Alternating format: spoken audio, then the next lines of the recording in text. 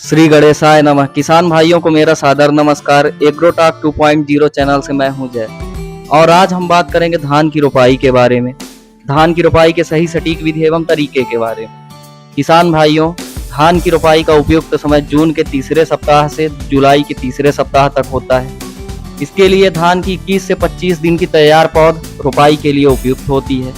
किसान भाइयों, खेत से नर्सरी में तैयार धान के पौधों को उखाड़ने से पहले यह जरूर सुनिश्चित कर लें कि पौधे आसानी से उखड़ रहे हैं या नहीं उखड़ रहे हैं। अगर पौधे आसानी से नहीं उखड़ रहे हैं, पौधे की जड़ें टूट रही हैं, तो हमें खेत में कुछ घंटे पहले पानी लगा देना चाहिए, जिससे पौधे आसानी से उखड़ जाएं, या खुरपी के माध्यम से ही पौधों को उखाड़ें। ये आपको ही ध्यान देना पड़ेगा, क्योंकि लेबर बेचारे इतना ध्यान दे नहीं पाते।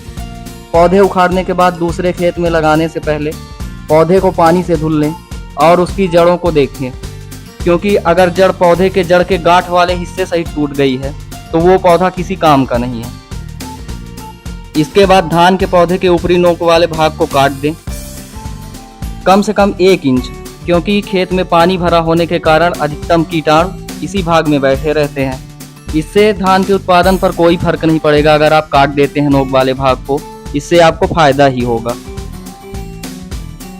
अब ये सब करने के बाद एक चीज़ है जिसका प्रयोग जरूर करना चाहिए, वो चीज़ है फफूंदनाशक। आइए बताते हैं कि पौधे में फफूंदनाशक का प्रयोग कैसे करना है। पौधे को खेत में लगाने से पहले फफूंदनाशक से उपचारित जरूर करें। आपके पास जो भी फफूंदनाशक उपलब्ध हो, जैसे थीरम, बाविस्टिन या कार्बेंडाजिम, आप 100 ग्राम इसकी मात्रा ले लें और इसको 50 लीटर पानी में घोल बना लें और उसके बाद इसको एक टब में रख लें और पौधे को लगाने से पहले उसकी जड़ों को इसके घोल में डुबोकर बाहर निकालें और उसके पश्चात ही खेत में लगाएं। ये फंगस का लेप जड़ों को अच्छी तरह से विकास करने में सहायक होता है।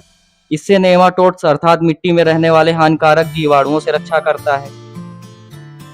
अगर आप रोपाई करने से पहले आपको ये लगता है कि आपके खेत में कीड़े, दीमक या अन्य कीटाणु हैं या कीड़े हैं, फिप्रोनिल प्रयोग करें।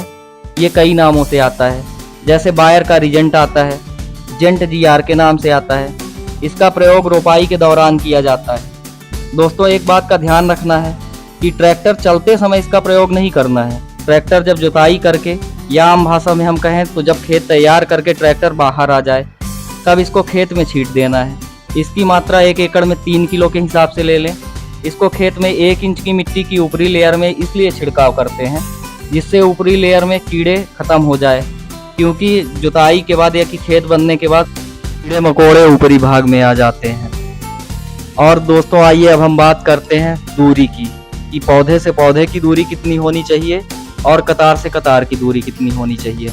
तो अगर हम हाइब्रिड लगाए हैं या कि हाइब्रिड पौधा है हमारा, तो रो टू रो यानी कतार से कतार की दूरी 8 इंच रखनी चाहिए और पौध से पौध की दूरी 6 इंच रखनी चाहिए।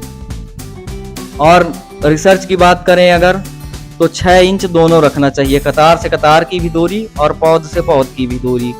और दोस्तों, अगर हम लाइन से नहीं लगवाते हैं धान, तो 1 वर्ग मीटर में कम से कम 44 से 50 पौधे लगाएं और एक जगह कम से कम 2 पौधे लगाएं, क्योंकि अगर आपका एक पौधा किसी भी तरह से या कि कीड़े की वजह से या कि रोग की वजह से अगर नष्ट भी हो जाता है, तो आपका एक पौधा तैयार हो जाएगा और जगह खाली नहीं रहेगी, जिससे पौधे ज़्यादा दूरी पर नहीं रहेंगे और उनकी दूरी जो है तो बनी रहेगी। अगर आपको ये जानकारी अच्छी लगी हो तो हमारे चैनल को लाइक करें और सब्सक्राइब करें। धन्यवाद दोस्तों।